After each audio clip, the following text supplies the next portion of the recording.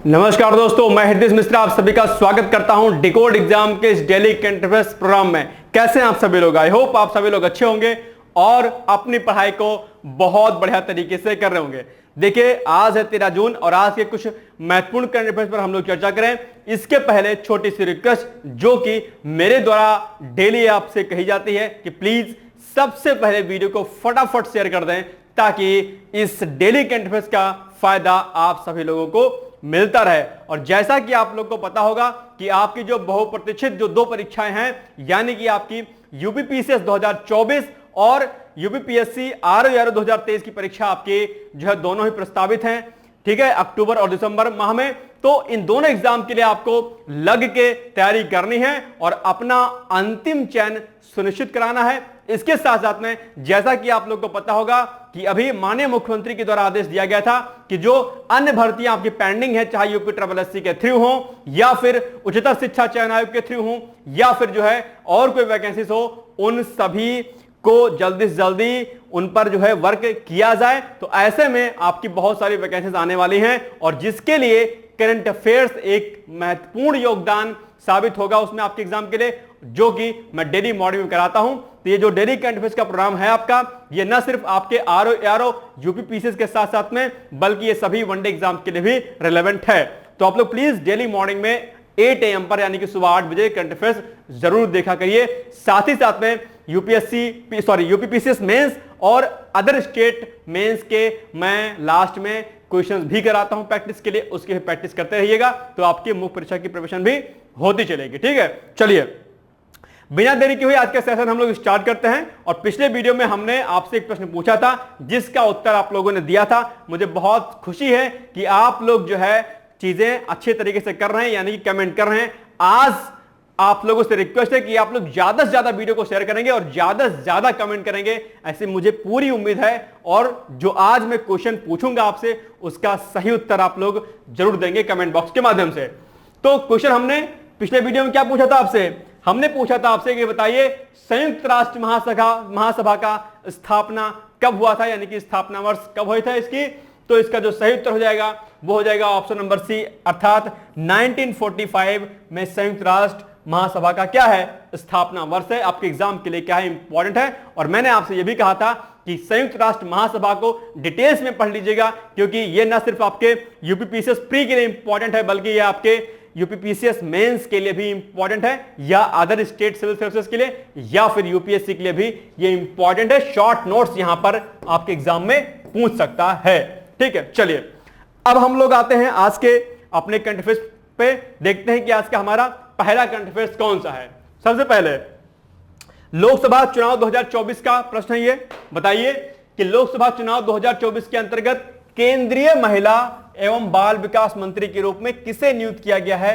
Sorry, ये मंत्रालय अपने आप में क्या है, बहुत ही इंपॉर्टेंट है, महत्वपूर्ण है, इसलिए प्रश्न इस पे हमने बनाया हुआ है। तो बताइए फटाफट कि दरअसल केंद्रीय महिला एवं बाल विकास मंत्री के रूप में निम्नलिखित में से किसे नियुक्त किया गया है? आपके 4 ऑप्शन दिए गए हैं। ऑप्शन नंबर ए अनुप्रिया पटेल, या ऑप्शन नंबर बी अन्नपूर्णा देवी, या फिर ऑप्शन नंबर सी राशि सिंह, या फिर ऑप्शन नंबर डी इनमें से कोई नहीं। बताइए फटाफट इसका सही उत्तर क्या होगा?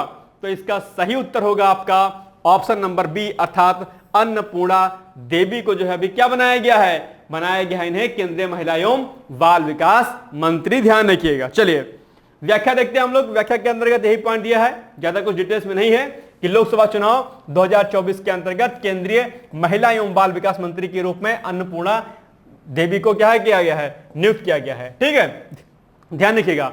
अब आज का हमारा पहला टास्क आपका है, ठीक है।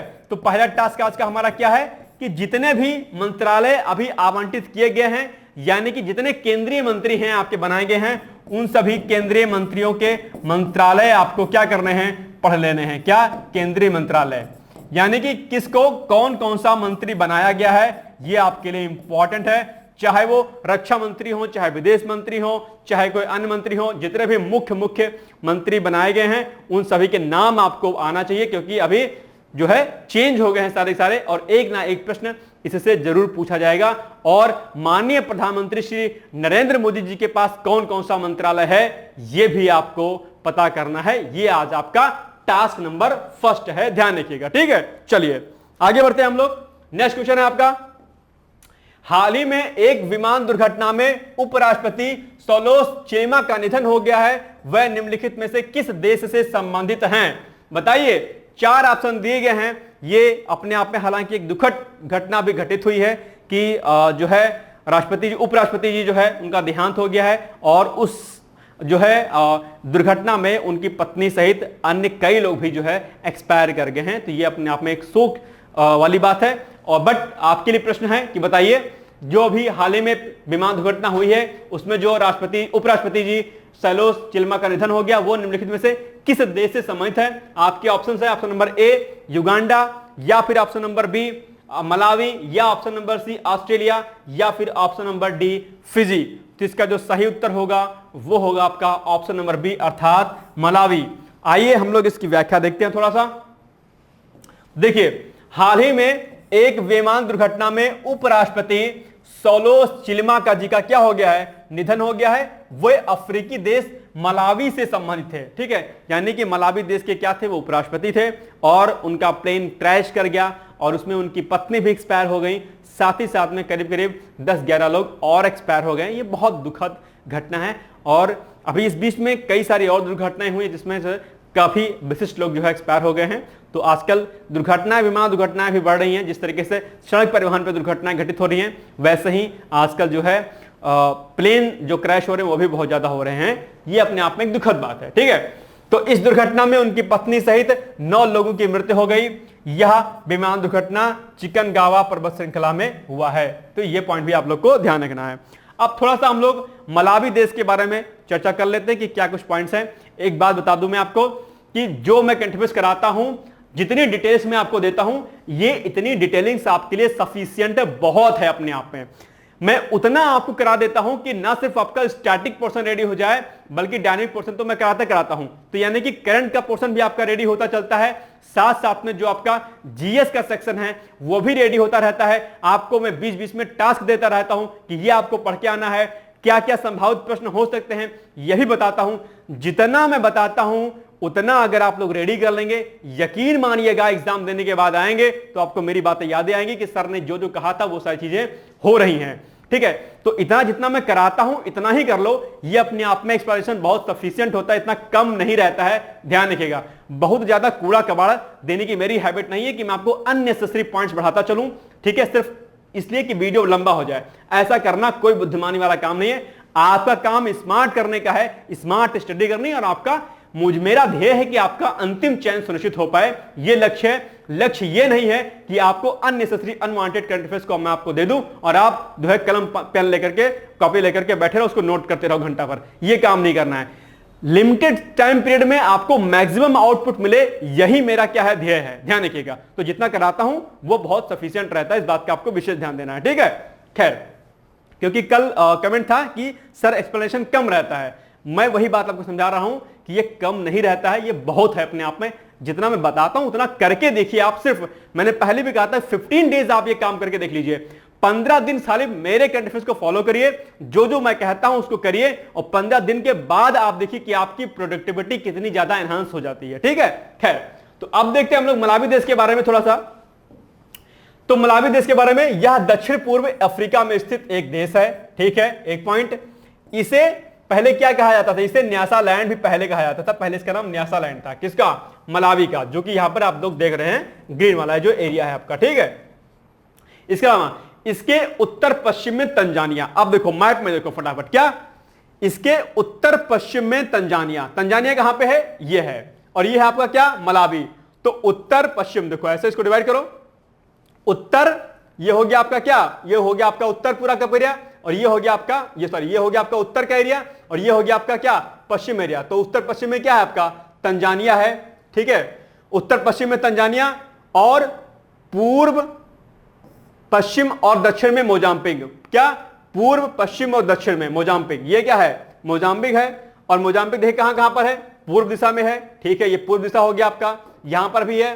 ठीक, पश्चिम दिशा, पश्चिम में अगर आप जाएंगे तो क्या कहते हैं, सॉरी, ये हो गया पूर्व आपका, पूर्व में मोजाम्बिक है, पश्चिम में मोजाम्बिक है, और इसके अलावा कहां पर है? दक्षिण दिशा, ये देखिए दक्षिण। ठीक है, तो मोजाम्बिक कहां पर है? पूर्व में मोजाम्बिक, पश्चिम में मोजाम्बिक और दक्षिण में आपका मोजाम्बिक। ये वाला एरिया क्या है, ये सारा का सारा का है आपका मोजाम्बिक का है, और ये आपका तंजानिया है। तंजानिया कहां पर है, उत्तर पश्चिम में, यानी कि उत्तर और पश्चिम में। ठीक है, ध्यान रखिएगा। ये मैप आप लोग देख लीजिए। कई बार क्या होता है कि कई बार आपके एग्जाम में पूछ लेता है, और जाम्बिया भी इससे लगा हुआ है। देखिए मलावी से ये वाला एरिया क्या है, जाम्बिया का एरिया है, येलो वाला, तो इसको भी आप लोग देख लीजिएगा। कई बार क्या होता है, मैप से प्रश्न पूछ लेता है, तो जब भी कोई किसी देश के बारे में पढ़ें, कोई लेक, कोई नेशनल पार्क पढ़ें, तो उस देश के बारे में, उस स्थान के बारे में मैप से चीजों को आप लोग देखने की हैबिट जरूर डालिएगा। ठीक है, चलिए आगे देखते हैं हम लोग। इसके अलावा मलावी झील इस देश की सीमा तंजानिया और मोजाम्बिक से निर्धारित करती है, यह भी पॉइंट ध्यान रखिएगा। अब मलावी देश के एडमिनिस्ट्रेशन की अगर बात करते हैं थोड़ा सा, यानी कि वहां पर क्या क्या कुछ चीजें हैं, तो जो राष्ट्रपति जी हैं वो हैं लाजरस चकवेरा। ये पॉइंट आप ध्यान रखिएगा, हो सकता है आपके प्रश्न एग्जाम में पूछ ले कि मलावी के राष्ट्रपति कौन है, तो लाजरस चकवेरा हैं। राजधानी लिलोंगोवा है। जलवायु यहाँ की क्या है, उष्ण कटिबंधीय है, और मलावी दरअसल कृषि प्रधान देश है। यहाँ पर तंबाकू की खेती प्रचुर मात्रा में की जाती है, इस बात का भी ध्यान रखना। थोड़ा गरीब देश है, पुअर कंट्री है, बहुत ज्यादा अमीर नहीं है। कृषि जो है यहां पर व्यापक स्तर पे होती है, ध्यान रखिएगा। ठीक है, चलिए ये हो गए आपके मलावी से संबंधित कुछ महत्वपूर्ण फैक्ट है। तंबाकू खेती यहां पर क्या होती है, प्रचुरता में होती है, लास्ट पॉइंट ध्यान रखिएगा। चलिए आगे बढ़ते हैं हम लोग फटाफट।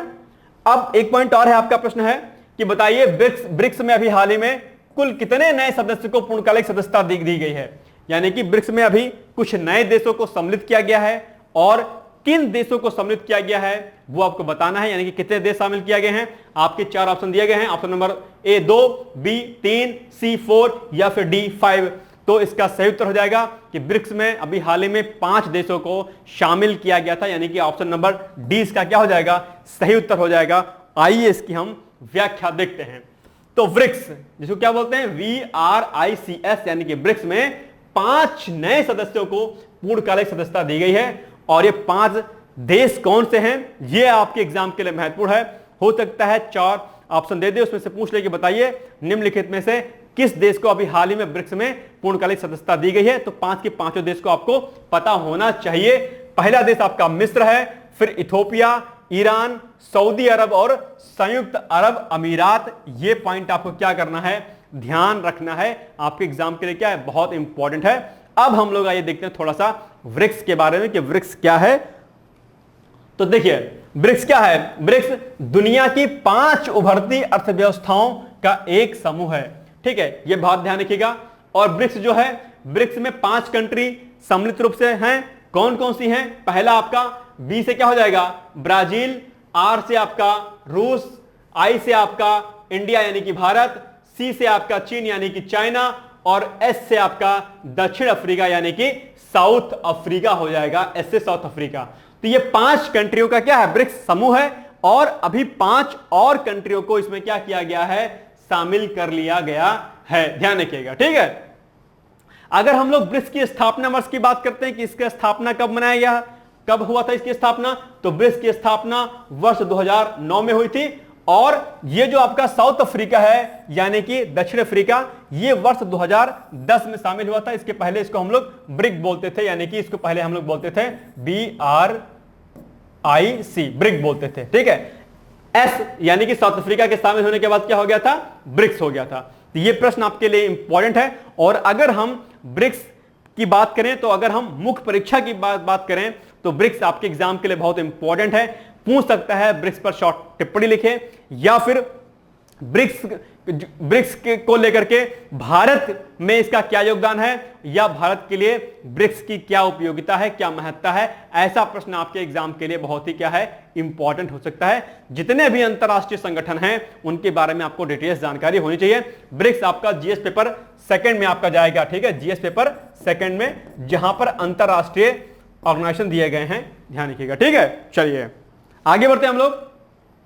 नेक्स्ट पॉइंट है आपका, लोकसभा चुनाव 2024 के अंतर्गत रक्षा मंत्रालय का कार्यभार किसे दिया गया है, बताइए फटाफट। बहुत कॉमन क्वेश्चन है, रक्षा मंत्रालय किसे दिया गया है इस बार, राजनाथ सिंह जी को, या अमित शाह जी को, या फिर निर्मला सीतारमण जी को, या फिर नितिन गडकरी जी को, बताइए फटाफट। इसका राइट उत्तर क्या होगा, तो रक्षा मंत्रालय दरअसल ऑप्शन नंबर ए इसका सही हो जाएगा, यानी कि राजनाथ सिंह जी को रक्षा मंत्रालय दिया गया है। और लोकसभा चुनाव 2024 के पहले भी रक्षा मंत्रालय का कार्यभार किसके पास था? राजनाथ सिंह के पास था। जो टॉप मोस्ट 4-5 पोस्टें हैं वो परिवर्तित नहीं की गई, यानी कि जो पिछले लोकसभा चुनाव जो हुआ था उसमें जो पोस्टें थी, यानी कि जो मंत्रालय थे, उन्हीं लोगों को दिए गए हैं टॉप मोस्ट 4 मंत्रालय, मिनिस्ट्री। ठीक है, आइए व्याख्या देखते हैं इसके हम लोग। देखिए, राजनाथ सिंह को रक्षा मंत्री बनाया गया है। ठीक है, ओके, डन। अमित शाह कौन से हैं? अमित शाह को गृह एवं सहकारिता मंत्रालय दिया गया है। ठीक है, यानी कि गृह मंत्री अभी भी अमित शाह ही हैं, यानी कि अमित शाह को दोबारा से गृह मंत्रालय का कार्यभार सौंपा गया है। पिछली बार भी ये गृह मंत्री इनको दिया गया था। इसके अलावा विदेश मंत्री के रूप में एस जयशंकर जी को दोबारा से इसमें नियुक्त किया गया है। पिछली बार भी एस जयशंकर जी क्या थे? आपके जो है विदेश मंत्री थे, और विदेश मंत्री के रूप में एस जयशंकर जी का कार्यकाल जो है बहुत ही अच्छा रहा।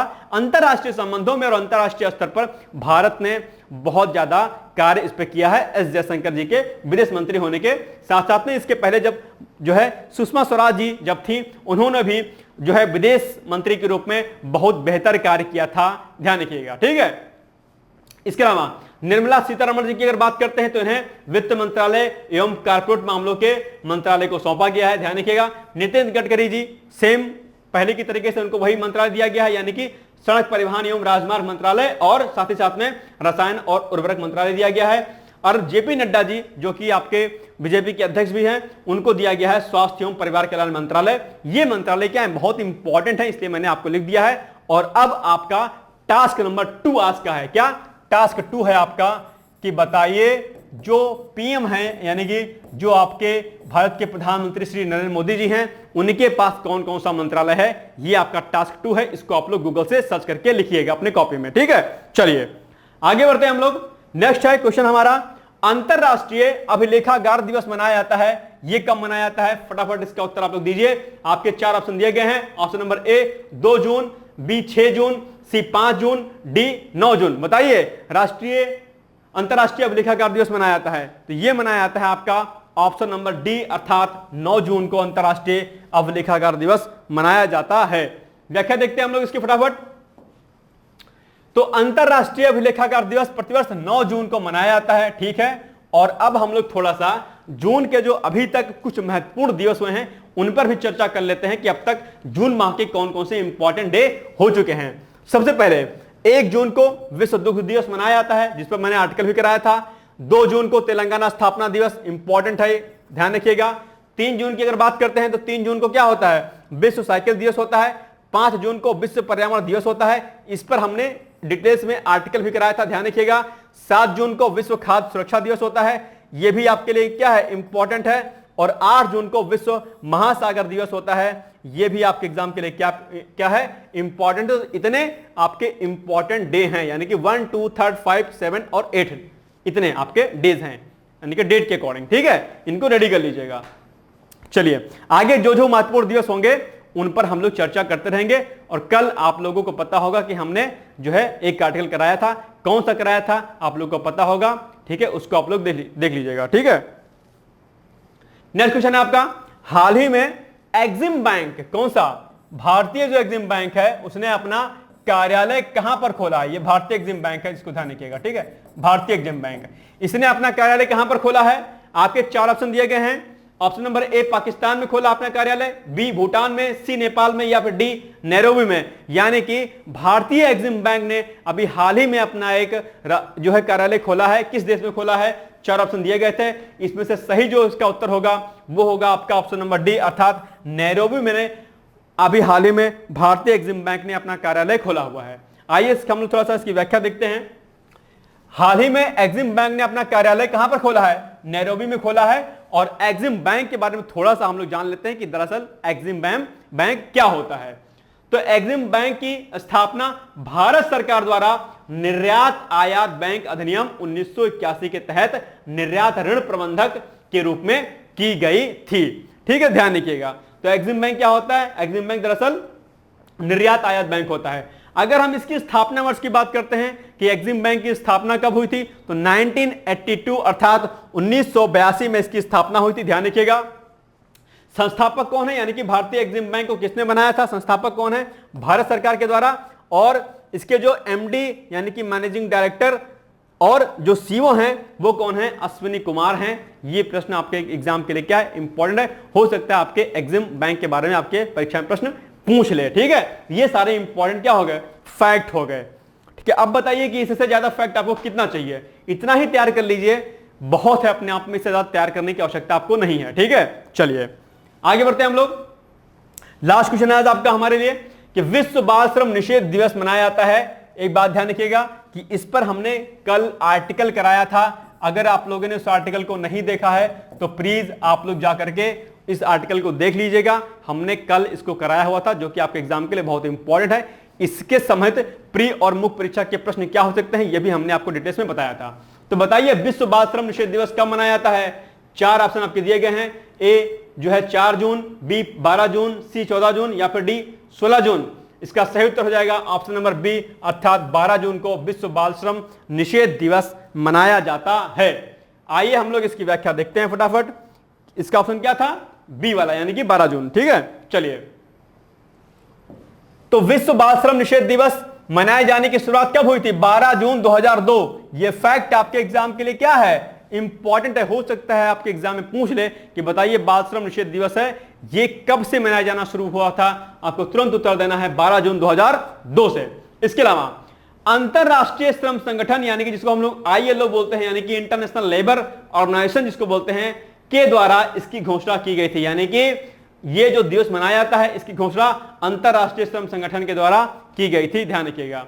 अगर हम इसके उद्देश्य की बात करते हैं कि दरअसल जिसका उद्देश्य वो क्या है, तो दुनिया भर में बाल श्रम में लगे बच्चों को इससे बाहर निकालना है, ये इसका क्या उद्देश्य है। और अगर हम वर्ष 2024 की थीम की बात करते हैं कि इस बार का जो विश्व बाल श्रम निषेध दिवस है उसकी थीम क्या है, तो उसकी थीम क्या होगी, आइए अपनी प्रतिबद्धताओं पर काम करें, बाल श्रम को समाप्त करें। ये वर्ष 2024 की क्या है, थीम है, जो कि आपके एग्जाम के लिए इंपॉर्टेंट है। और आप लोगों को पता होगा कि जो ये बाल श्रम है ये अपने आप में एक बहुत बड़ी वैश्विक समस्या के रूप में उभरा हुआ है। आज भी जो है बाल श्रम में जो है बहुत सारे बच्चे लगे हुए हैं। ठीक है, और ये हमारी नैतिक जिम्मेदारी बनती है कि हम जितनी हेल्प ऐसे लोगों की कर पाते हैं करें और बच्चों को बाल श्रम से बाहर निकालें, क्योंकि उनसे उनका शारीरिक मानसिक विकास रुक जाता है और उनके जो अधिकार हैं, जो संविधान प्रदत्त हैं, जो फ्री हैं, वो भी, चाहे वो शिक्षा का अधिकार हो,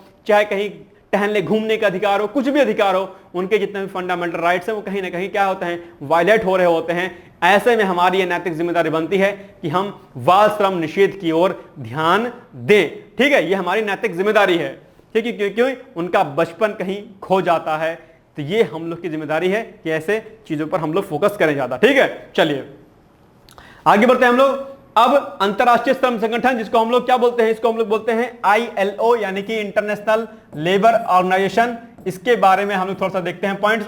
मुख्यालय की अगर हम बात करते हैं इसके ILO के, तो इसका मुख्यालय कहां पर है, जिनेवा स्विट्जरलैंड में है, ध्यान रखिएगा।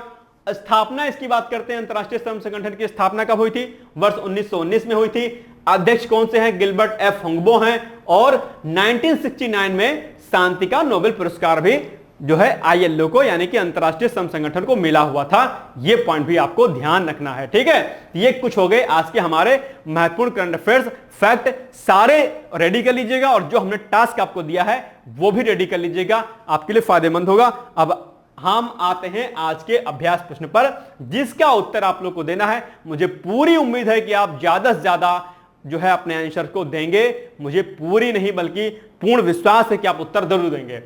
तो बताइए कि लोकसभा चुनाव 2024 के अंतर्गत गृह मंत्री बनाया गया है। किन्हें बनाया गया है गृह मंत्री, आपके 4 ऑप्शन दिए गए हैं, ए राजनाथ सिंह जी को, बी अमित शाह जी को, सी नितिन गडकरी जी को, या फिर option number D Shivraj Singh Chouhan को। यानी कि गृह मंत्री लोकसभा चुनाव 2024 में किसको बनाया गया था। बहुत ही आसान जो है इसका उत्तर है, और इसका उत्तर आज के वीडियो में छिपा हुआ है, आप लोग जाकर देख सकते हैं या फिर गूगल करके इसका कमेंट जरूर करिएगा। ठीक है, अब हम आते हैं आज के मुख्य परीक्षा के अभ्यास प्रश्न पर, जिसका उत्तर आपको देना है, लिखना है, उसकी प्रैक्टिस करनी है। तो बताइए कि मुख्य परीक्षा में पहला प्रश्न क्या है हमारा, मूल्य क्या होते हैं। पहले मैं आपको बता दूं कि ये जो प्रश्न है आपका, ये जाएगा GS पेपर 4 में। ठीक है, यूपीएससी और प्लस यूपी पीसीएस में, यानी कि GS पेपर 4 में। मूल्य क्या होते हैं? मूल्य यानी कि जिसको हम बोलते हैं वैल्यूज, VALUE, वैल्यूज। मूल्य क्या होते हैं और मूल्यों को विकसित करने में परिवार तथा शैक्षणिक संस्थाओं की क्या भूमिका होती है, इस पर आपको चर्चा करनी है, इस पर आपको बताना है कि मूल्य क्या होते हैं। यह आपके मुख्य परीक्षा का इथिक्स का क्वेश्चन है। आई होप आप इसका उत्तर घर पे जरूर लिखते होंगे। मैंने पहले भी कहा था कि अगर किसी प्रश्न का उत्तर आपको ना समझ में आए तो आप लोग कमेंट कर सकते हैं। नेक्स्ट डे वीडियो में हम इस प्रश्न की जो व्याख्या होती है उसको हम लोग थोड़ा सा आपको मैं बता सकता हूं। इससे आपको एक मोटा मोटा जो है मेंस की तैयारी आपकी यूपीपीसीएस की, यूपीएससी की आपकी, या अदर स्टेट की आपके एथिक्स पेपर की होती रहेगी, या अदर पेपर्स की होती रहेगी। ठीक है, ये हो गया आज का हमारा महत्वपूर्ण वीडियो।